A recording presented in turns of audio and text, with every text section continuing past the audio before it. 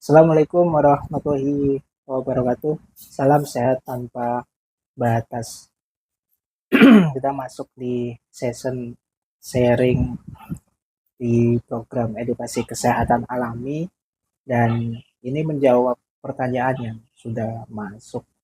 Kalau ciplukan itu bisa digunakan untuk mengatasi gangguan pada lambung, khususnya lambung sensitif dan juga emah serta asam lambung yang cenderung naik.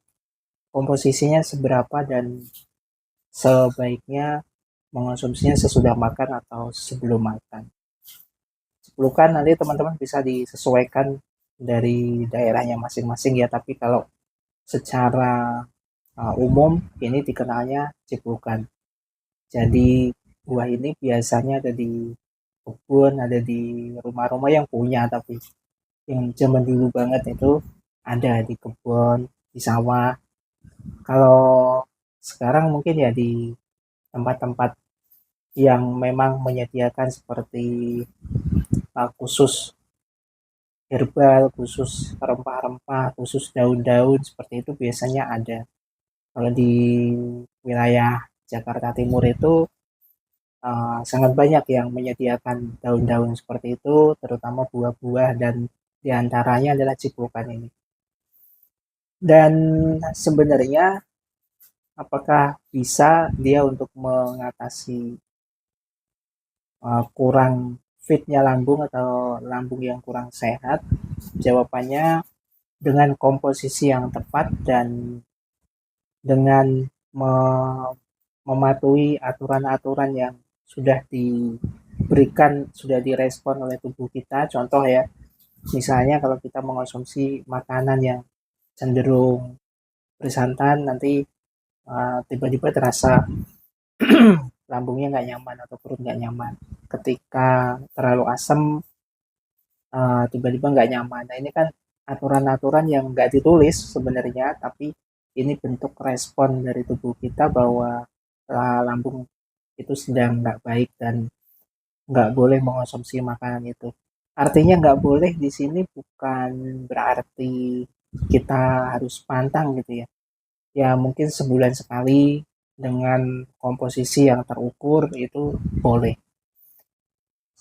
Saya ambil contoh, misal kita mengonsumsi ikan yang cenderung memunculkan sensasi asam seperti ikan tongkol, ya itu bagi sebagian orang, khususnya saya itu juga ketika mengonsumsinya akan memunculkan sensasi asam di mulut dan itu jika dibiarkan lama-lama buat lambung jadi nggak nyaman buat perut. Nah, contoh paling sederhananya seperti itu. Agar nanti teman-teman tahu gambaran-gambaran seperti apa gitu yang bisa dihindari dan bagaimana cara mengatasinya. Nah, untuk buah ciplukan ini saran yang terbaik idealnya mengonsumsinya itu di jam-jam siang habis zuhur dan setelah makan. Untuk porsi maksimalnya 3 butir, 3 buah saja, nggak boleh lebih. Karena komposisi tubuh kita rata-rata batas maksimal menerimanya itu 3 butir untuk buah ini.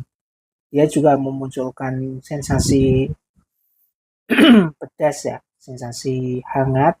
Nah, khawatirnya kalau terlalu banyak nanti malah nggak nyaman di perut. Memang hangat di definisinya bukan hangat seperti jahe itu, tapi ketika diproses, ketika masuk ke pencernaan kita, ke tenggorokan dari awalnya kan, itu akan muncul sensasi minyak, sensasi hangatnya. Jadi kalau terlalu banyak, nanti malah akan menjadi kurang nyaman juga dan kurang bermanfaat. Salah-salah nanti malah menjadi masalah baru. Jadi batas toleransinya itu 3 saja untuk maksimal.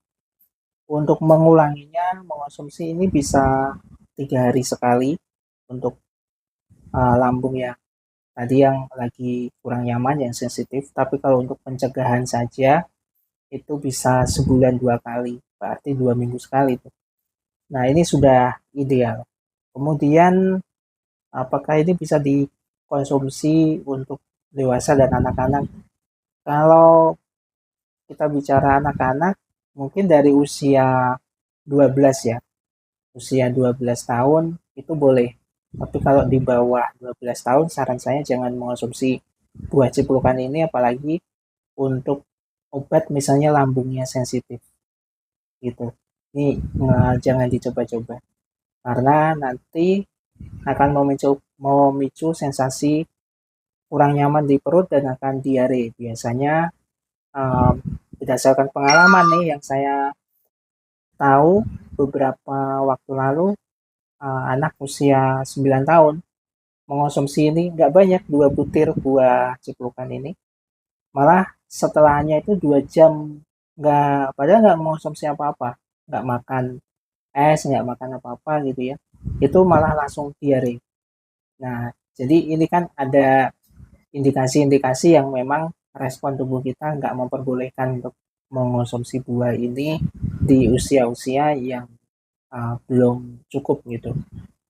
Oke, mudah-mudahan ini bisa mewakili dari pertanyaan, bisa menjawab, dan harapan saya bisa menambah wawasan kita agar apapun bentuk herbalnya, apapun sealami-alaminya juga sebenarnya ada aturan mainnya, ada hal-hal yang harus diperhatikan, yang teliti, sehingga hasil dari herba tersebut memang benar-benar bermanfaat.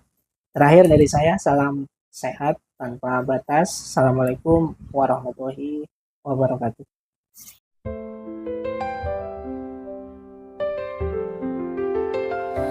Mulailah hari dengan bismillah, melangkah pasti tanpa lelah. Dalam doa ada kekuatan, hidupkan iman penuh harapan. Langkah cahaya, raih ridhonya, bersama Allah kita bahagia.